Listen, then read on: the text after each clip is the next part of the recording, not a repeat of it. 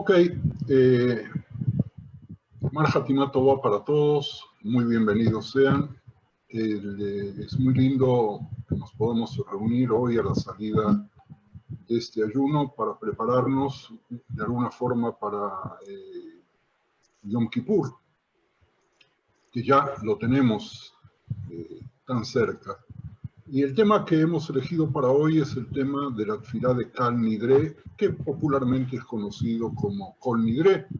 Pero ya en la primera frase me he equivocado y dije el tema que nos ha reunido es sobre la tefilá de Kal Nidre, pero Kol Nidre no es una tefilá. No es una tefilá, no reúne ninguna de las características que tienen las tefilot. Ahora, nosotros decimos y pensamos de que con Kal Nidre o con Kol Nidre empezamos Yom Kippur. No, no es cierto. Kol Nidre no forma parte de Yom Kippur. No solamente que no forma parte de Yom Kippur, sino que gracias a que nosotros nos adelantamos para el recitado de Yom Kippur el día anterior a Yom Kippur, nos podemos calzar, vestir el talit y estar con el talit durante las tefilot de Yom Kippur. Es decir, que Kol Nidre tenemos que empezarlo antes de Yom Kippur. Por lo tanto, no es una tefilá de Yom Kippur, sino que es una tefilá previa a Yom Kippur. Hoy volví a decir tefilá, pero no es una tefilá, es un texto jurídico. Es una declaración. Por lo tanto, nosotros tenemos que preguntarnos a qué se debe el fenómeno de Kol Nidre. ¿Por qué tiene tantas músicas? ¿Por qué tiene tanta fuerza? Y yo les voy a pedir a todos ustedes que si por ahí de la hora de finalización de nuestras reuniones siempre dentro de una hora, pero 15 minutos antes, ustedes viesen que no hemos contestado las preguntas de cuál es la importancia de Kol Nidre cuando no es una tefilá ni se dice Yom Kippur, pues por favor, jálenme de las barbas para que pueda detenerme y tratar de pensar junto con ustedes las respuestas. Kol Nidre, mis queridos amigos, ha tenido una historia muy, pero muy agitada, tanto en sí misma como en su influencia sobre el estatus legal de los judíos, cosa que la mayor parte de los judíos no sabe. Fue introducida en la liturgia a pesar de la oposición de las autoridades rabínicas. Fue repetidamente atacada en el transcurso del tiempo por muchos alajistas. Y en el siglo XIX se reunieron judíos para borrar la tefilá, que no es tefilá, del Mahzor, del libro de oraciones, y eso lo hicieron las comunidades reformistas en el siglo XIX.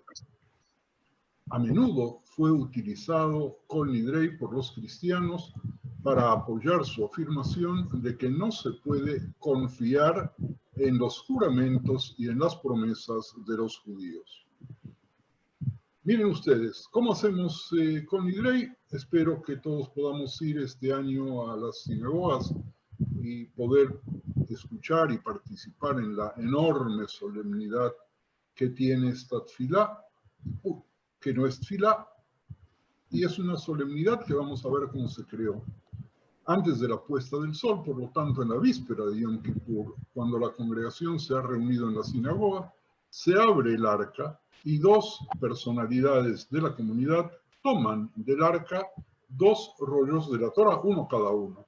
Luego toman sus lugares, uno a cada lado del Hazán, y recitan en concierto una fórmula que comienza con las palabras, lo voy a decir obviamente en español: en el tribunal del cielo y en el tribunal de la tierra, con el permiso de Dios, bendito sea, y con el permiso de esta santa congregación, consideramos lícito orar con los transgresores.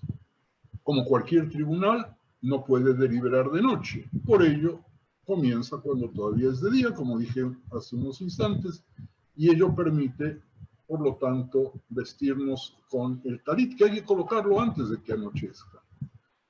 A continuación, el Hazán canta Kol Nidre con su melodía quejumbrosa y conmovedora, y va aumentando gradualmente en volumen de un pianísimo a un fortísimo, repitiendo 3 veces las siguientes palabras en un resumen que les quiero hacer. Todos los votos, las obligaciones, los juramentos, los anatemas, ya sean llamados conam o conás, o cualquier otro nombre que podamos hacer o jurar, por lo cual estamos obligados desde este día del Kippur hasta el próximo día de Kippur, Abba Aleinu Letová, cuya feliz venida esperamos. Nos arrepentimos. Ahora, hay otra versión que dice, desde el año pasado estamos anulando las obligaciones, los votos, los juramentos, los anatemas, desde el año pasado hasta este año. Y hay algunos, obviamente, como no podía ser de otra manera, que dicen las dos fórmulas, pero estas fórmulas dieron lugar en su momento a distintos conflictos. Que se consideren absueltos, perdonados, anulados y nulos y sin efecto, no nos unirán ni tendrán poder sobre nosotros, no se contabilizarán los votos, las obligaciones no serán obligatorias, ni los juramentos serán juramentos. Y luego el Hazán y la congregación dice, será perdonada toda la congregación de los israelitas y el extranjero que reside entre nosotros, pues sucedió a todo el pueblo por error inocente. Esto está basado en un texto que todos conocemos en Bemidbar 15, Pasuk 26, que dice, y será perdonada toda la congregación de los hijos de Israel y el extranjero que mora entre ellos, por cuanto es un yerro, es decir, un error de todo el pueblo. Esto se repite 3 veces. El Hazán luego cierra la bendición con Sheheyanu, ¿verdad? Que agradecemos haber llegado a este momento. En muchas congregaciones se agrega, perdona, te ruego, la iniquidad de este pueblo conforme a la grandeza de tu misericordia, así como has perdonado a este pueblo desde Egipto hasta aquí, tomado también del libro de Bemidbar, capítulo 14, Sukim 19 y 20, y se recita antes de esta bendición. Después de esto se guardan los rollos de la Torá y se comienza, ahí en ese momento se comienza la tfilá de Yom Kippur. Miren, Javerim, la tendencia a hacer votos era tan fuerte. Votos es una característica jurídica que nosotros llamamos en hebreo neder, que es algo que nosotros nos auto prohibimos. La tendencia a hacer votos era tan fuerte en Israel que el Humash consideró necesario protestar contra la estimación excesiva del valor religioso de tales obligaciones. Pero lo que hubiera salido de tus labios lo guardarás y lo cumplirás conforme lo prometiste a Hashem tu Dios, pagando la ofrenda voluntaria que prometiste con tu boca, dice Devarim 23:23. Ahora, los votos apresurados y frecuentes inevitablemente entrañaban dificultades para muchos de los que los habían hecho y por tanto evocaban un ferviente deseo de dispensarse de tales responsabilidades. Eso dio lugar al rito de absolución de los votos, conocido en hebreo como Atarat Nedarim, que solo podía realizar un erudito, es decir, un Talmid Jajam, o un experto, un mumjé, o una junta de 3 personas que no estaban graduadas rabínicamente para poder hacerlo. Y nosotros hasta el día de hoy hacemos esta ceremonia de Atarat Nedarim, que en principio debería hacerse antes de Rosh Hashanah, por el texto de Kon Nidrei, sin embargo se suele hacer con mayor frecuencia en vísperas de Yom Kippur. Sin embargo, debido a la naturaleza apasionada de los judíos, y en vista de su adicción, de nuestra adicción de hacer votos, podría suceder fácilmente que estas obligaciones luego se olvidaran por completo y no se cumplieran o se violaran involuntariamente. Voy a hacer un paréntesis simplemente para recordarnos lo que sucedió con Iftach HaGiladi, que prometió sacrificar a la primera persona que saliera a recibirlo después de que él volviera triunfante de una batalla, y quien salió a recibirlo fue su hija, y el resto es historia conocida. En otras de las religiones monoteístas, nosotros nos encontramos a veces con fenómenos de promesas, de sacrificios, que vienen a ocupar el lugar de la persona que debería sufrir algún tipo de pena o una manera de condicionar a Dios. Ese es el tema de Caparot, que no vamos a ver ahora, y es el tema del Seir Lazazel, que tampoco vamos a ver ahora, excepto nos sobre el tiempo. La conciencia religiosa que se sintió oprimida al pensar en el incumplimiento de sus votos solemnes ideó, en consecuencia, una fórmula general y comprensiva de dispensación que fue repetida por el Hazán en nombre de la congregación reunida al comienzo del ayuno. Este declaró que los peticionarios que buscaban la reconciliación con Dios se retractaban solemnemente en su presencia de todos los votos y juramentos que habían hecho durante el período que media entre el Yom Kippur anterior y el actual, y los anulaban desde el principio, suplicando en su lugar perdón del Padre Celestial. Esto está de acuerdo con el texto más antiguo de la fórmula de Kol Nidrei, tal como se conserva en el Sidur de Amram Gaon y en el Likutei Apartés.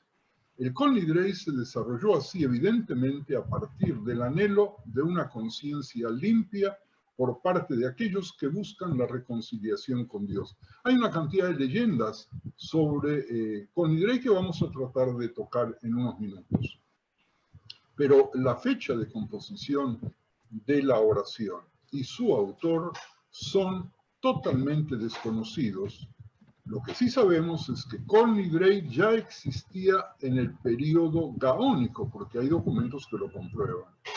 La prontitud con que se hicieron los votos y la facilidad con la que los rabinos los anulaban, les dio a los caraítas, el grupo religioso judío que se caracteriza por reconocer únicamente al Tanaj como autoridad religiosa para fines de la halajá y su teología, y por lo tanto desconocen lo que el desarrollo del Talmud, les dio a los caraítas la oportunidad de atacar a quienes aceptaban, como nosotros, el Talmud, y también a los gaonim, para poder minimizar el poder de la dispensación, porque no aparecía tal fenómeno en la Torá.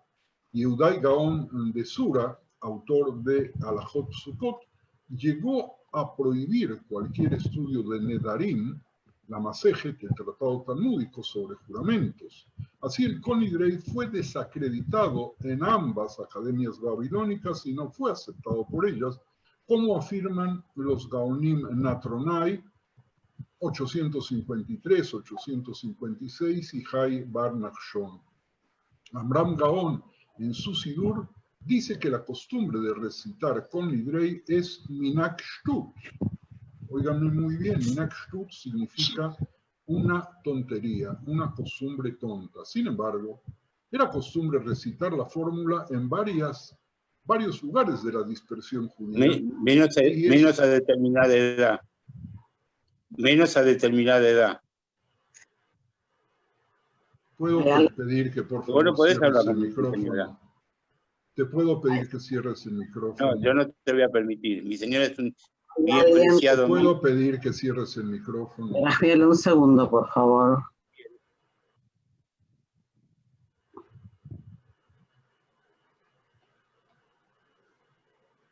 Sí, te escucho. No sé quién es la persona que tiene el micrófono abierto. Espera.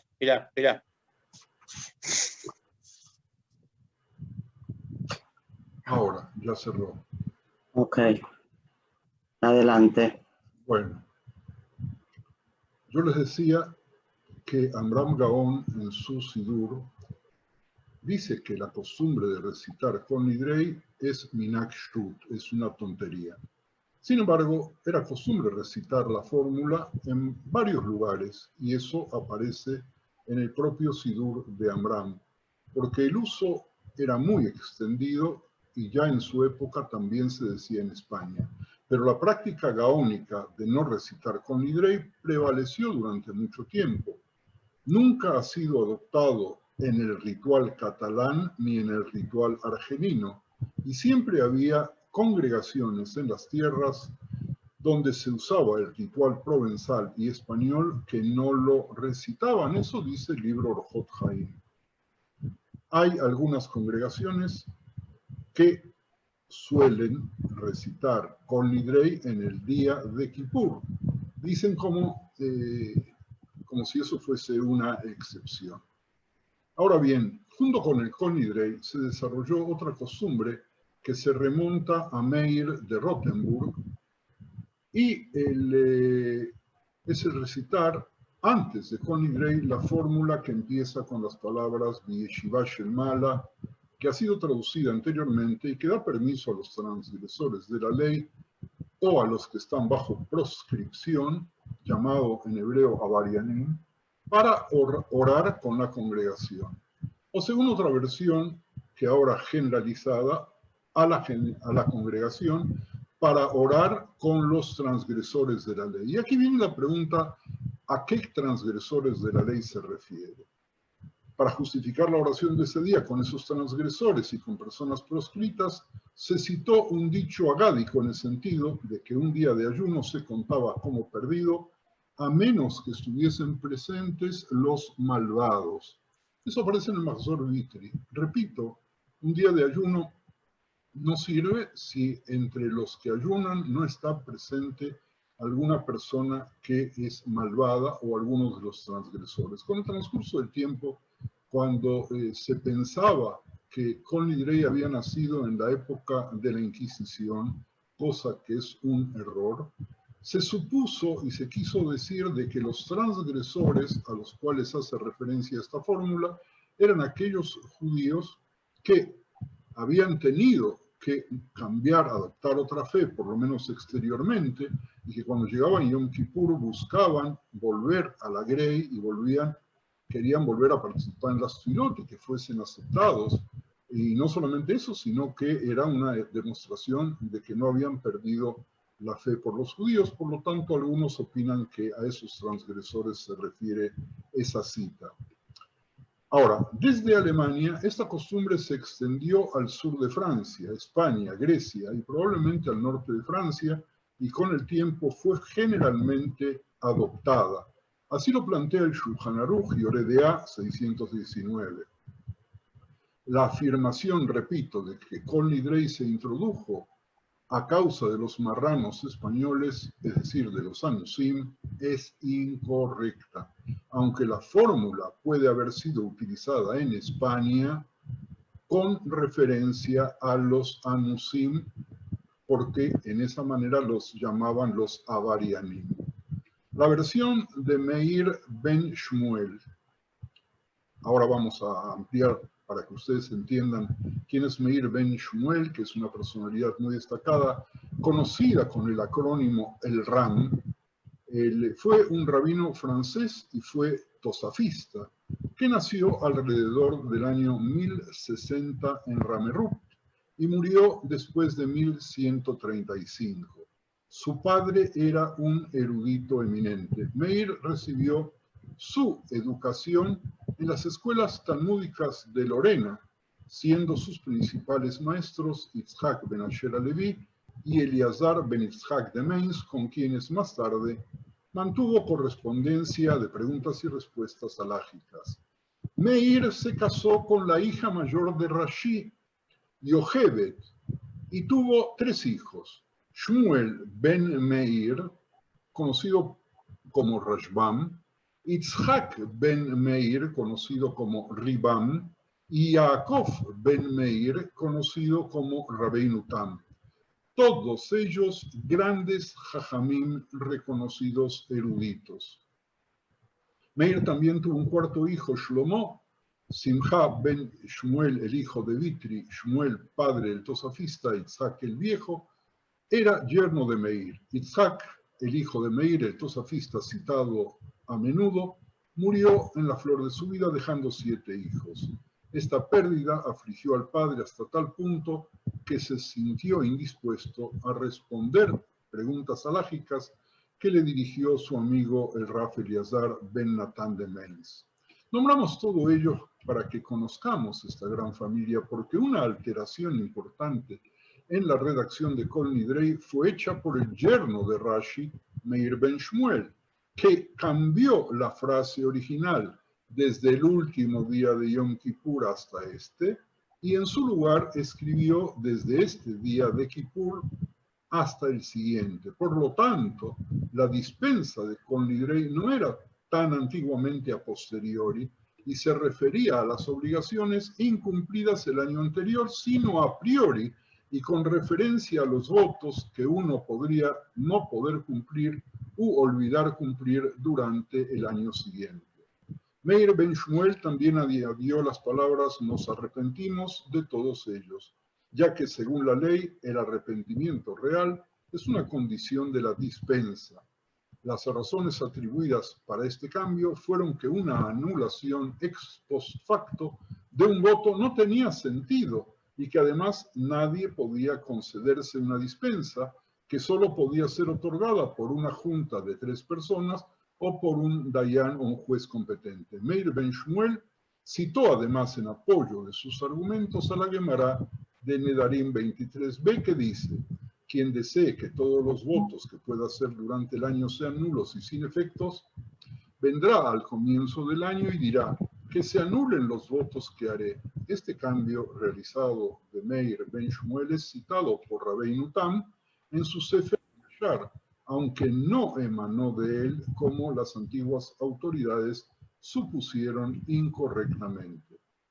Sin embargo, parece haber sido Rabbeinu Tam quien explicó la alteración hecha por su padre, como ya se dijo, y también trató de cambiar los tiempos de los verbos que aparecen en la tefilá, hemos jurado o juraremos, a tiempos imperfectos. Si el texto antiguo ya estaba demasiado arraigado, o si Rabbeinu Tam no corrigió esas formas verbales de manera consistente y gramatical, los tiempos perfectos todavía se conservan al comienzo de la fórmula, aunque se les da un significado hacia el futuro. Ha habido mucha discusión sobre la lectura correcta de la fórmula en cuanto a los tiempos verbales. Sin embargo, incluso rabinos como Yaakov Emden en Sheilat Yavetz y Wolf Heidenheim en la introducción al Magzor de Hannover de 1837, no se atrevieron a introducir los cambios en el Magzor. El gran rabino Mordejai Yaffe, autor de los Levushim, afirma que él a menudo trató de enseñar a los Hazanim una forma más correcta del texto de Kol Nidrei. Por lo que vemos que el texto tiene muchas dificultades, pero que tan a menudo como lo recitaban en la sinagoga, volvían al texto antiguo porque la melodía del himno les había acostumbrado a decir las palabras casi de memoria y sin fijarse los textos nuevos que luego no terminaron de ingresarse en los Mazorim. La alteración hecha por Meir ben Shmuel, que estaba de acuerdo con la opinión de Itzhakim Gayat, fue aceptada en los rituales alemanes, franceses del norte y polacos, y en aquellos que dependían de ellos, pero no en los rituales españoles, romanos y provenzales. Por lo tanto, la versión antigua se suele llamar sefardí, las versiones antigua y nueva a veces se encuentran una al lado de la otra. El cambio fue fuertemente opuesto, especialmente por el rabino italiano Yeshayahu Ditrani, ya que el texto antiguo era conocido por todos y estaba en cada mazor, e incluso en los lugares que adoptaron la alteración, siempre hubo autoridades que prefirieron la vieja lectura y rechazaron la nueva, como Yaakov Landau. Voy a hacer un pequeño resumen de lo que dije hasta ahora, para que quede claro y que quede muy claro. Por un lado, Kol Nidrei no es una tefilá, sino que es una declaratoria. Segundo, Kol Nidrei no es una tefilá de Yom Kippur, sino se dice antes de Yom Kippur. Tercero, no se sabe con exactitud quién es el autor, ni en qué época se empezó a decir, ni en qué estaba basado. Cuarto, siempre hubo conflictos, y no solamente por los caraítas, que tenían desde su punto de vista de la interpretación de la halajá únicamente a partir de la Torá suficientes razones para no anular de manera muy específica votos que la pregunta que luego los familiares de Rashi tuvieron que contestar era si esa anulación era retroactiva, es decir, los votos que hicimos desde de la última anulación de los votos hasta hoy, o si esta anulación es hacia futuro. Y todavía no hemos analizado qué quieren decir votos y juramentos, y avanzo un poco más. El quinto o sexto punto es que las oposiciones a la tefilá de Kol Nidrei eran también llegadas de parte de la Iglesia, que consideraba de que como nosotros teníamos la facilidad de anular los compromisos, no había que hacer negocios con nosotros.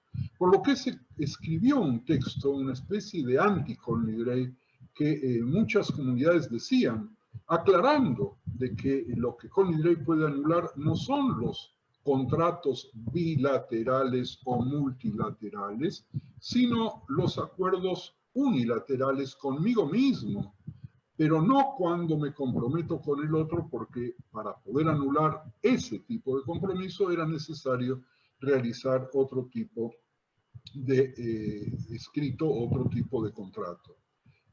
Había dificultades con el texto es una mezcla de arameo y de hebreo.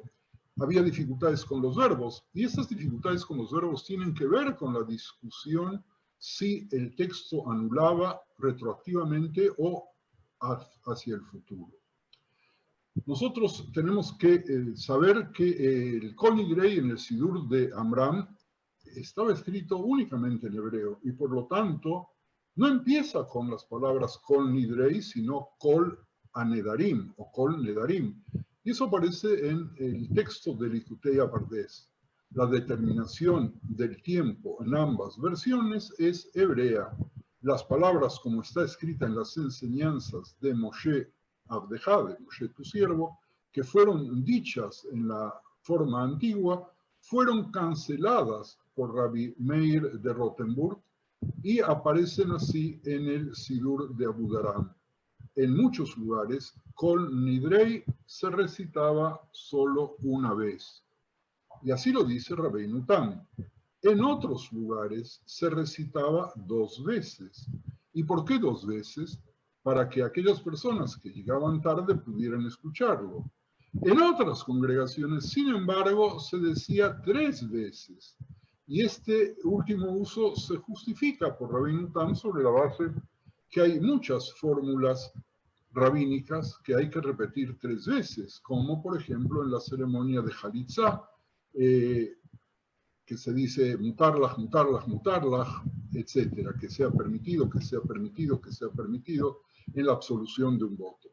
Yo, conociendo a mis amigos Hazanim, algunos de los cuales seguramente están en estos momentos en este diálogo, creo que los Hazanim fueron los que decidieron poder cantarlo 3 veces, y si fuera por ellos hasta lo cantarían 5 veces, porque es el momento que adquirió con el transcurso del tiempo la mayor solemnidad, la mayor belleza, y que permite un lucimiento también de las voces.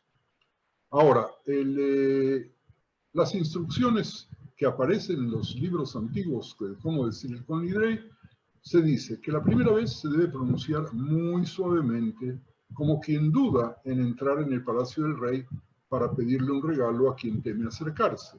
La segunda vez lo debe decir en un tono más alto, y la tercera vez en un tono más alto, aún como quien está acostumbrado a vivir en la corte y a acercarse al soberano como si fuera un amigo.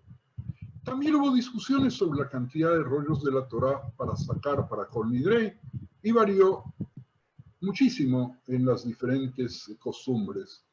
En algunas costumbres, un sefer, en otras 2, otras 3, otras 7. En otras costumbres, sacar todos los farim. El primer rollo de la Torá que se sacaba para, o que se saca todavía hoy, para la tefilá se llama Sefer Kol Nidrei. Y esto es algo muy importante porque las personas que portan el libro son los que representan al tribunal celestial en la anulación de las promesas. El Kol Nidrei, como habíamos visto hace un instante, fue utilizado repetidamente por los apóstatas judíos y por los enemigos de los judíos para levantar las sospechas sobre la veracidad de un juramento hecho por un judío, de modo que muchos legisladores consideraron necesario que se administrara una forma especial cuando se hacía negocios con judíos, un juramento especial que se llamó juramento de judíos. Y muchos jueces se negaron a permitirles prestar un juramento adicional basando sus objeciones principalmente en Kol Nidrei. Ya en el año 1240, Yehiel de París se vio obligado a defender el Kol Nidrei de esos cargos.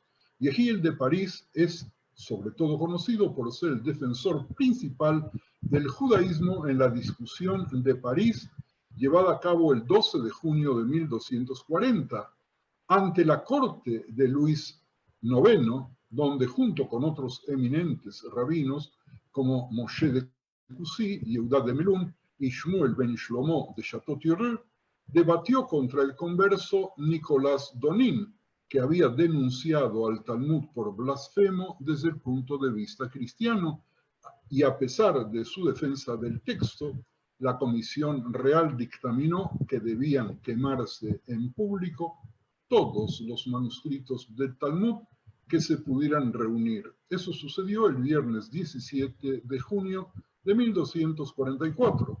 Se quemaron 24 carros cargados de libros y escrituras hebreas. No se puede negar que, según la redacción habitual de la fórmula, un hombre sin escrúpulos podría pensar que ofrece una vía de escape a las obligaciones y promesas que había asumido y hecho con respecto a los demás. Pero Kol Nidrei se refiere, repito, únicamente a los votos individuales. Los Rabanim, sin embargo, nunca han dejado de señalar que la dispensa de los votos hecha por Kol Nidrei se refiere solo a aquellos que un individuo asume voluntariamente para sí mismo, y así lo dice el Rosh en la Gemara Nedarim como comentario, página 23b, y en que no están involucradas otras personas o intereses. En otras palabras, la fórmula se restringe a aquellos votos que se refieren únicamente a la relación del hombre con su conciencia o con su juez celestial. Tosafot, en Nedarim 23b, también amplía ese tema. En opinión de los Jajamim, por lo tanto, el objeto de Kol Nidrei al declarar nulos los juramentos es protegernos del castigo divino en caso de la violación del voto. Sin embargo, no está implícito en el Kol Nidrei ningún voto, promesa o juramento que concierna a otra persona, a un tribunal de justicia o a una comunidad. Debe recordarse además que 5 Gaonim estaban en contra, mientras que solo uno estaba a favor de recitar la oración. Ya habíamos visto eso también. Y además que incluso una autoridad tan temprana como Saadia Gaon deseaba restringirla a los votos en los que se extorsionaba a la congregación en tiempos de la persecución. Por lo tanto, nos comprometíamos por extorsión a cumplir cosas que eran imposibles de cumplir. Y declaró explícitamente que Kol Nidrei no concedía ninguna absolución de los juramentos que un individuo había hecho durante el año. Yehuda ben Barzilai de Barcelona, en el siglo XII, talmudista español, dice que él venía de una familia muy distinguida. Él planteaba muy claramente que junto con Abraham ben Isaac de Narbona, que no habría que decir la tfilá esta. Bueno, voy a hacer una interrupción aquí para permitirles a quienes deseen aclarar un poco más antes de ingresar de lleno a nuestro tema de hoy.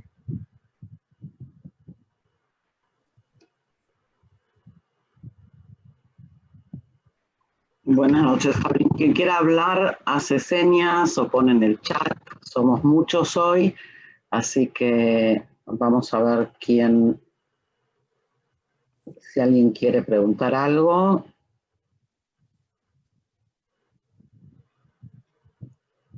Ok. Sí, Brulia, por favor. Bruri, abre tu micrófono. Buenas tardes.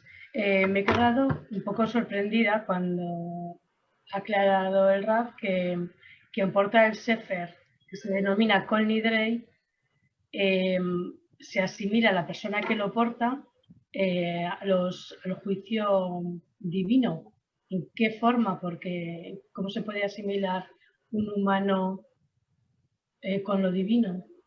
Muy simple, ¿Qué representa? Bruria, muy simple, porque al tomar los rollos de la ley, que son los rollos de la ley dada por Dios, él se convierte en su representante, simbólicamente, obviamente, para poder anular en nombre de Dios los juramentos, los votos y las promesas que hizo la congregación en ese momento.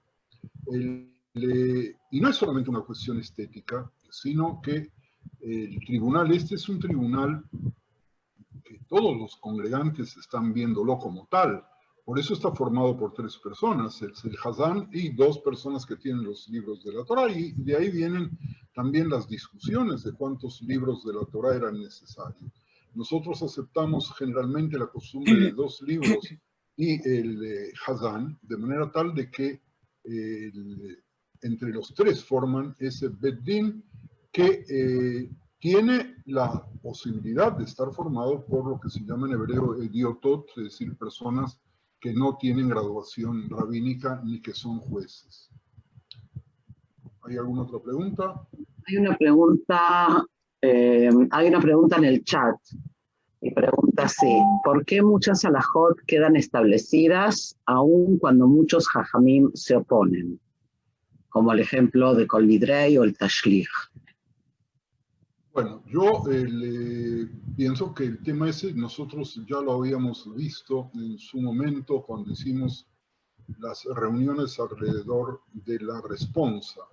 Y vimos cómo la halajá va cambiando a partir de fenómenos muy interesantes. Primero el fenómeno geográfico, porque si el rabino que reside en la localidad A dice que hay que decirlo y el rabino que reside en la localidad B dice que no, pero no hay comunicación entre ellos, la localidad A va a seguir diciéndolo. Esa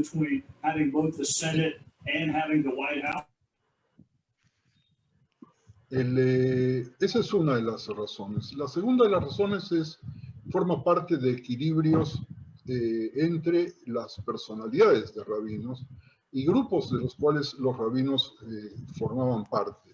Esos grupos a veces eran geográficos, a veces no, pero que compartían la misma manera de lectura de la norma, la misma manera de interpretación. El ejemplo más grande lo hemos visto con respecto a los caraítas, ¿verdad?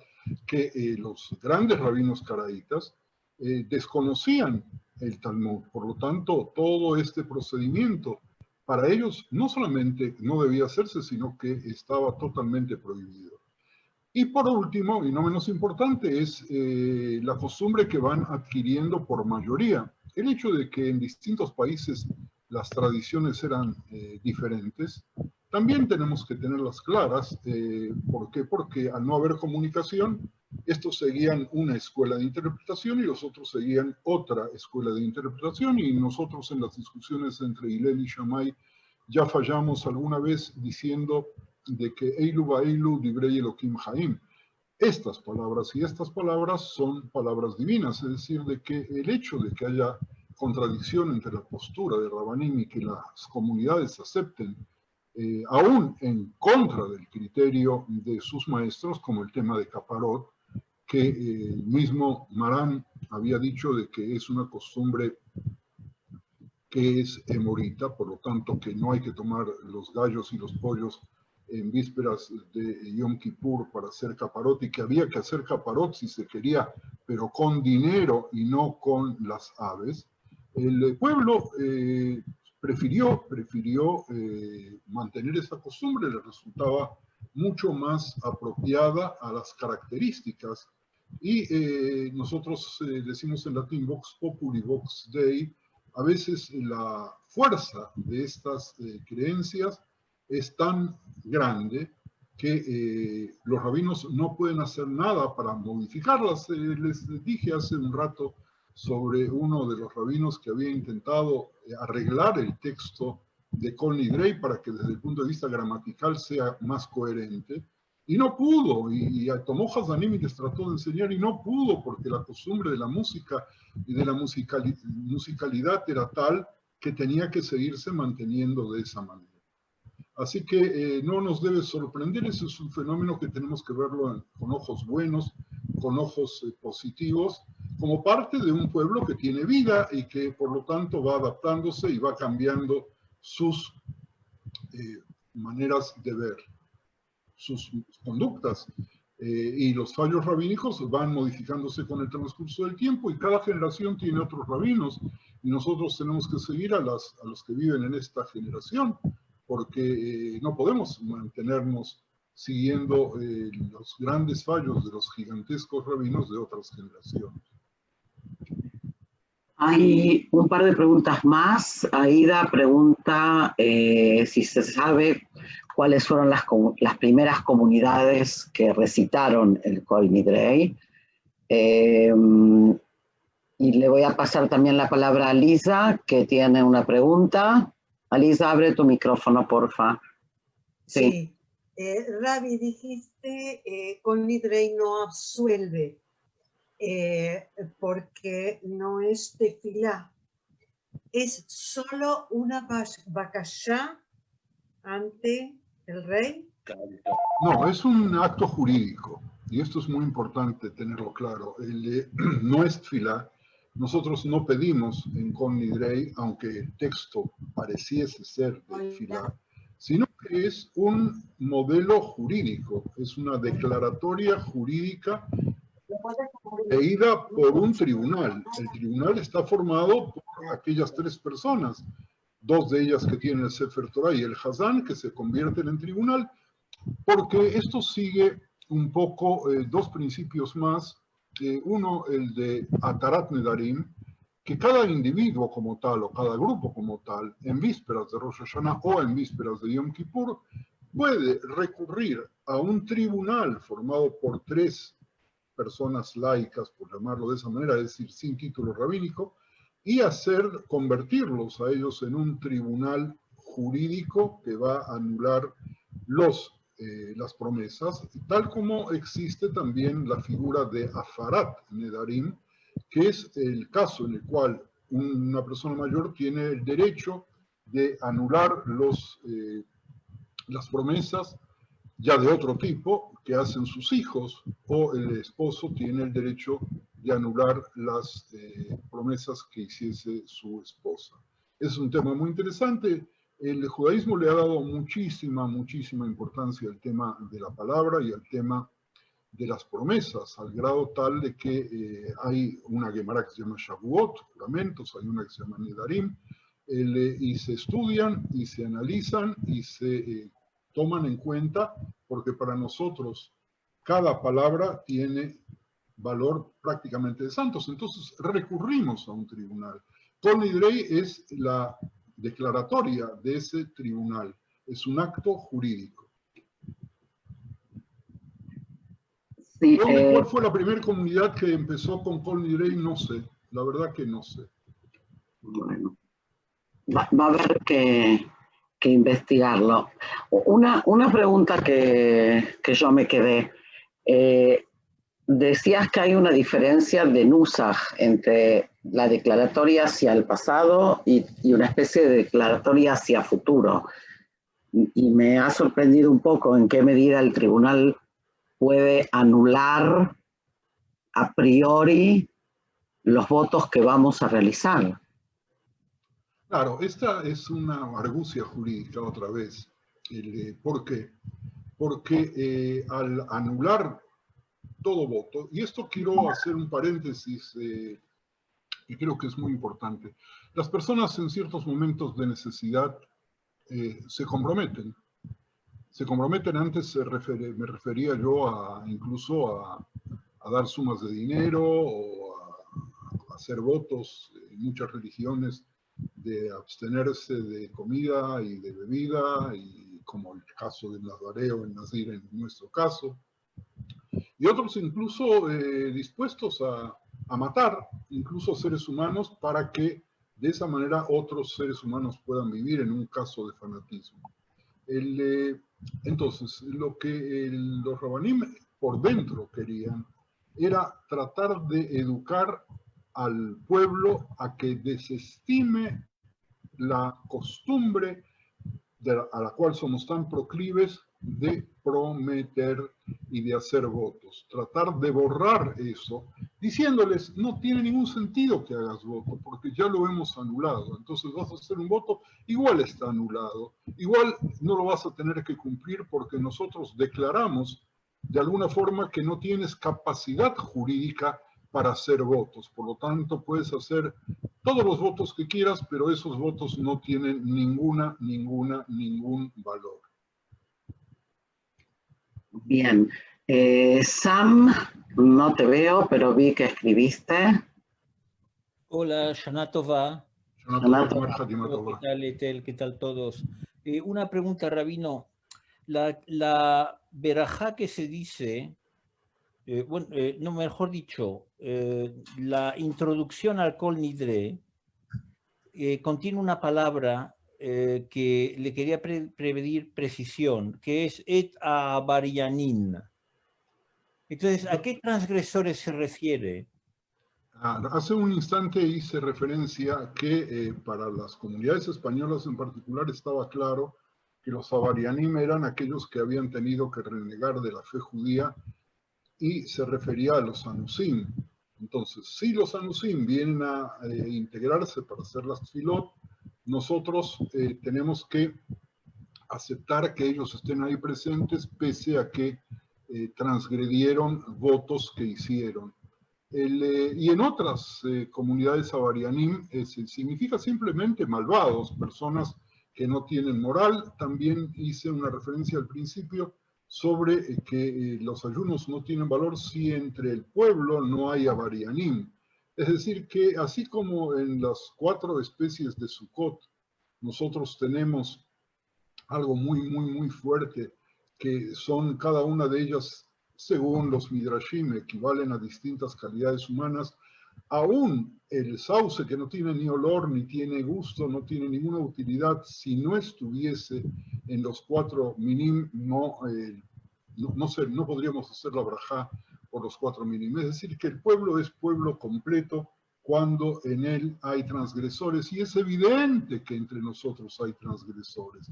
Y es importantísimo en ese momento dar una autorización especial para que los transgresores, sean por razones religiosas, sean porque fueron obligados por el régimen, o sea porque son realmente personas incompletas en su conducta, también puedan formar parte de la comunidad. Nosotros no podemos ni debemos excluir absolutamente a nadie. Y esto es también importante poder plantearlo aquí. Nosotros somos inclusivos y no exclusivos. Muchas gracias. Por favor. ¿Podemos seguir? Sí, adelante, Rab. Bueno, ya estoy viendo la hora y entonces voy a plantear algunas cosas que son, diría yo, un poco más picantes. El libro de Coelet, por ejemplo, dice, no te apresures con tu boca, ni tu corazón se apresure a pronunciar una palabra. Mejor es que no hagas votos, antes que hagas votos y no los cumplas. No permitas que lleves el pecado de la culpa, pero temed a Dios. Cuando a Dios haces promesas, no tardes en cumplirla, porque Él no se complace en los insensatos. Cumple lo que prometes. Mejor es que no prometas antes que prometas y no cumplas. No dejes que tu boca te haga pecar. Y estas son algunas de los principios que establece Coelet, pero que son básicos para los que yo llamo los moralistas postbíblicos, que compartieron esa actitud de Coelet y trataron de disuadirnos de recurrir a los votos como demostración de piedad. En el periodo de la Mishnah, el hábito de hacer votos se consideraba una señal de baja crianza, es decir, de falta de educación. Algunos de los rabinos permitieron el uso de votos como un medio para reforzar las resoluciones de reemplazar los malos hábitos por buenos, pero no todos. Otros rabinos dijeron que eso no sirve. Es como el borrachín que luego va a la iglesia y pide que jura que no va a volver a tomar y sale y va a beber. Y digo va a la iglesia como podría decir va a la sinagoga, porque no puede manejarse. Y entonces, ¿para qué? ¿Para qué lo necesita? Por otro lado, el Talmud dice, es suficiente limitarte a cumplir con lo que la Torá permite. No tienes ninguna razón por la cual agregar prohibiciones si la Torá no las prohíbe. En Babilonia, en el siglo III, el Amorá Shmuel derogó a quienes, como el Nazir, adoptaban votos de abstinencia. Aunque cumpla con el voto, el Nazir era considerado por Shmuel como impío, como una persona que no cumplía bien con los principios de la Torá. Había en esa actitud casi psicológica del nazareo algo pecaminoso en sí. Es decir, si él estuviera bien, no necesitaría hacer ese tipo de cosas. Las autoridades de Jerusalén, en época del Talmud, se inclinaban a ser más indulgentes que sus colegas de Babel, de Babilonia, en materia de los nedarim. Sin embargo, fue un Taná de Jerusalén, el rabino Natán, quien dijo, el que hace votos es como si construyera una bamá, un lugar alto, y el que no cumple es como si se sacrificase sobre él. Pero esa bamá, un lugar alto, es un altar, ¿verdad? Un altar a otros dioses. A pesar de todo, nosotros no podemos resistir los hábitos de siglos de hacer votos. Por lo tanto, los jajamim debieron encontrar soluciones para que no vivamos con culpa todo el tiempo. Hay algunos rabanim, por ejemplo, el gran rabino Hertz, que fuera rabino jefe de Gran Bretaña, que escribió un comentario al Humash, da este resumen. Aparte de las mentes imbéciles y temerarias, los hombres en tiempo de peligro o bajo un impulso momentáneo harían votos que no podrían cumplir. En tales casos, los rabinos considerarían que era su deber proporcionar a un hombre la posibilidad, bajo ciertas condiciones y restricciones definidas, de anular votos irreflexivos o imposibles de cumplir. Tal anulación nunca podría ser efectuada por él mismo, sino solo por un bedín de 3 hombres eruditos de la ley, después de que hubieran investigado cuidadosamente la naturaleza y el alcance del voto, y se hubieran convencido de que su propósito no era, por un lado, la superación personal, ni por el otro lado infringe los derechos de los demás, porque no todos los votos y no todos los juramentos pueden ser absueltos, como vimos hace un rato, con respecto a los intereses que puedan ser en función económica. Se me va el tiempo y quiero decirles 2 o 3 cositas más muy breves.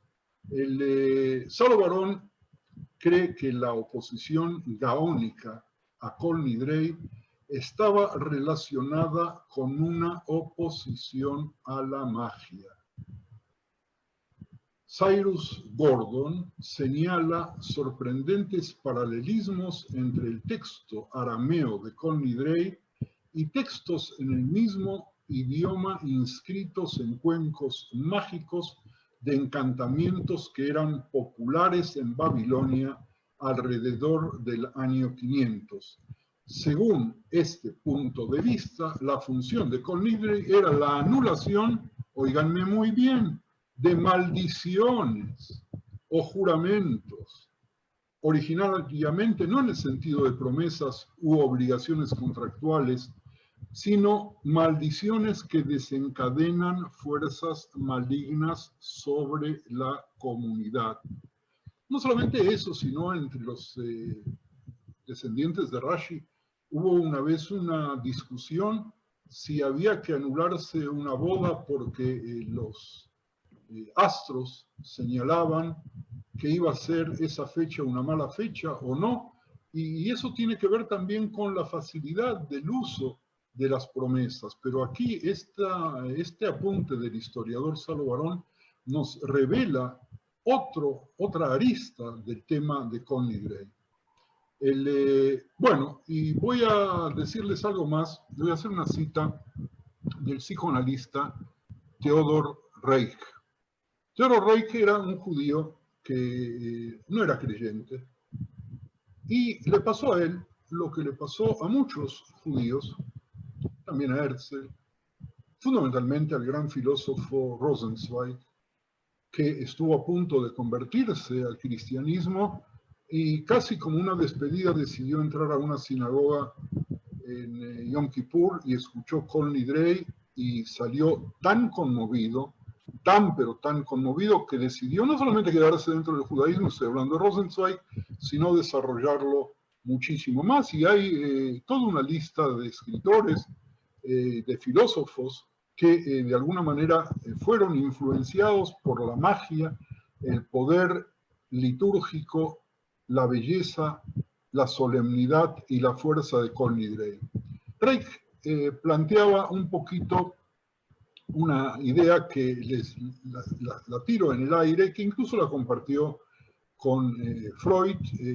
Reich había escrito un trabajo sobre el shofar, y hace una mención indirecta de que la anulación de las promesas de Conley-Gray tiene que ver con la anulación de las promesas que los hijos hicieron según Totem y Tabú, después de matar al padre y convertirlo en tótem.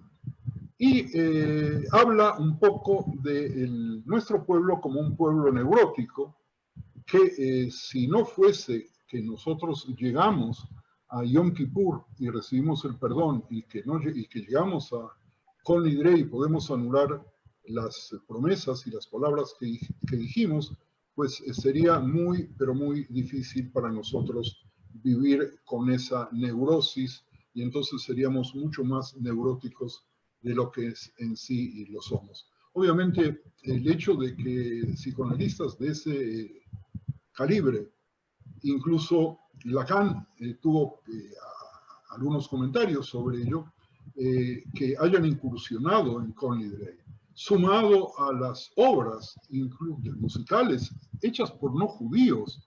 La música, hay conciertos de Conley-Gray, incluso Beethoven tomó un fragmento de lo que él interpretaba debía ser Conley-Gray en una de sus grandes obras, o Bruch, que no era judío. Hablan de la fuerza que trascendió las 4 paredes de la sinagoga y que se convirtió en algo muy, pero muy, pero muy fuerte para nosotros, al grado de que nosotros pudimos estar casi pegados a la emoción, necesitados, y este año con las restricciones que tenemos, vamos a tener muchos de nosotros quizás que decir Conley-Gray para nosotros solos, tratando de emular la música tan bonita. La maquinaria gubernamental de la Rusia zarista se preocupaba por la legitimidad de Conley-Gray. El 25 de octubre de 1857, después de repetidas quejas de sectores hostiles a las autoridades rusas sobre los derechos de los judíos en la provincia de Kurland, las autoridades emitieron una orden prescribiendo una introducción especial en hebreo a Conley-Gray que declaraba explícitamente que la declaración no era válida, solo para los votos que involucran exclusivamente a la persona que los hizo, pero a ningún otro ser humano. Es decir, podríamos avanzar mucho más, pero la magia que tiene Conley-Gray, que no es una plegaria, sino que es una declaración jurídica, que fue vapuleada, discutida, que encuentra de pronto asociaciones no con votos ni con maldiciones, sino no con votos y promesas y juramentos, sino con maldiciones, como algo mágico. Y entonces aparecen en Babilonia quienes dicen, bueno, no, momentito, no podemos dejar ingresar a nuestra tradición algo que tiene que ver con aquellas maldiciones de aquellos instrumentos divinos, entre comillas, que en los cuales nosotros no creemos, pero que el pueblo simple tiene tanta necesidad de creer en ellos. Bueno, preguntas, comentarios.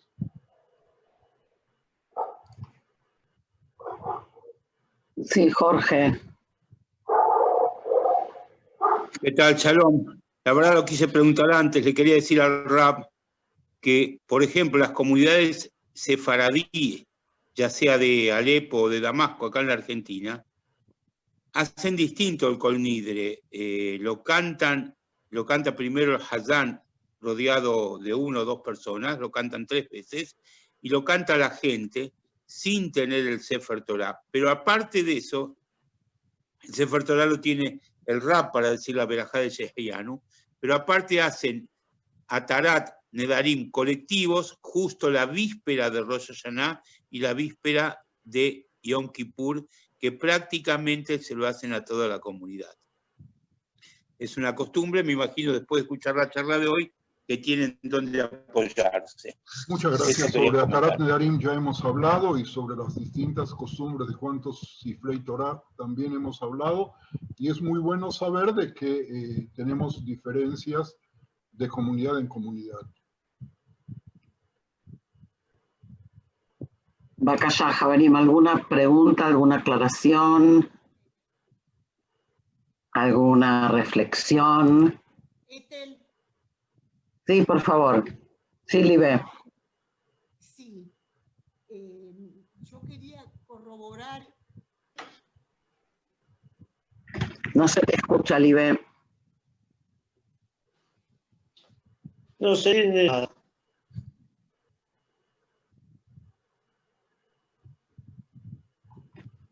Bueno, mientras Libe retorna, si alguien más quiere preguntar o comentar, es ahora el momento. Sí, Libe, ¿quieres intentarlo?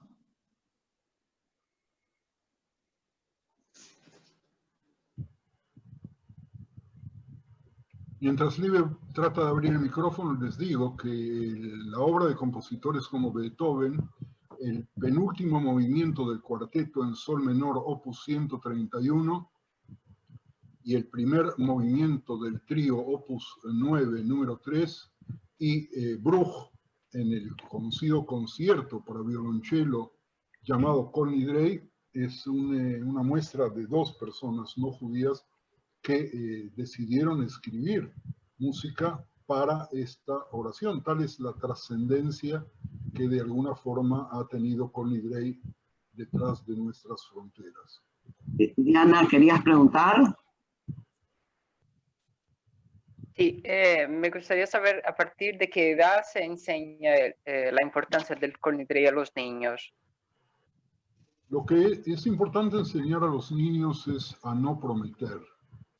Y lo que es importante para los padres es no prometer castigos y no prometer premios, y tratar de quitar de nuestra cultura la cultura de las promesas, los votos, y con más razón la cultura de las maldiciones, que de pronto nosotros desarrollamos temores casi enfermizos de la posibilidad de que alguien nos maldiga. Entonces, lo que debemos hacer es, antes que nada, tratar de no prometer, pero como inconscientemente vamos a prometer y vamos a enseñar a los niños, es también llevar a los niños a las ceremonias de las que hablaba Jorge hace un rato, que se realizan en todas las comunidades y no solamente en las comunidades de origen sirio, de la ceremonia de anulación de las promesas, convirtiendo a todo el Keal y turnándose de alguna forma con un Bet Din. Así que el resumen debería ser no prometer. Es mucho mejor no prometer que prometer y no cumplir, y aprender a no prometer. Bien, Alfredo pregunta si puedes decir de Beethoven nuevamente cuáles son las obras. Y si no, las ponemos en el chat, si las tienes. Las voy a tener en unos segunditos más. Sí, con mucho gusto. Ahora, no esperes, Alfredo, a reconocer la música tuya que conoces de Kol Nidrei en el penúltimo movimiento del cuarteto en sol menor, opus 131, y el primer movimiento del trío, opus 9, número 3, o el concierto de Bruch, conocido concierto en violonchelo, titulado Kol Nidrei. Esos son dos de los grandes autores que decidieron incursionar poniéndole música al texto. Bueno, veo que en Live no ha podido solucionar el problema. Si hay alguien más, porque vamos a cerrar. No, Live, no se te escucha. Si quieres, escribe lo que querías preguntar, Live, y yo lo leo. Bueno, entonces, resumimos, Javerín. Hay algo que en el transcurso del tiempo y las persecuciones que sufrimos hicieron que Kol Nidrei, como todo Yom Kippur, de alguna forma, y ya lo habíamos visto con Rosh Hashanah cuando estudiamos un Tanetokef, lo hayan convertido en algo tan fuerte. Las promesas que nos sacaron por la fuerza de renegar de nuestro pueblo se unieron. Y entonces de las promesas individuales pasaron a las promesas colectivas. El caso de los Anusim es un caso sumamente gráfico que nosotros hasta el día de hoy podemos ver cuando encontramos documentos que hablan, incluso como le había explicado a Sam como en una de las interpretaciones de las palabras, de la palabra Avarianim. Yo quiero repetir lo que le dije a la señora, que entiendo habla portugués, pero decirle a todos, lo ideal es cuidar nuestra lengua. La lengua tiene la fuerza de provocar la vida y de provocar la muerte, y tratar de no prometer es el mejor aporte que podemos hacer cultural, educativo para todos y fundamentalmente para nosotros. Y en vísperas de casi de Yom Kippur, a todos ustedes, Javerín, que podamos ser inscritos en un año de vida con mucha salud, que quienes están enfermos, de las personas que conocemos y de las personas que no conocemos, que Dios les mande sanación total y absoluta sin que les quede ningún recuerdo de esta pesadilla por la cual atraviesa el mundo en su totalidad. Y que cuando estemos diciendo, sepamos que entre nosotros hay personas mejores y hay personas menos buenas, pero que todas merecen ser parte nuestra, incluso aquellos que no son judíos, para que podamos pedir por la salud de todos y por la inscripción de todos en un año de bendiciones. Mar Hatimá Tová, y muchas gracias por haber asistido. Obviamente el lunes de la semana que viene no nos vamos a ver, que es el momento en el cual sale Yom Kippur en Israel, porque todavía seguirá siendo Yom Kippur en los distintos países donde se encuentran gran parte de nuestros Javerín. A todos ustedes, Mar Hatimá Tová, y todas las bendiciones del manantial inagotable que tiene Dios y que puede darnos y brindarnos a cada uno de nosotros y a cada una de nuestras familias y a cada una de nuestras congregaciones. Kol Tuv Javerín, nos vemos después de Kippur. Hatimá Tová. Para todos.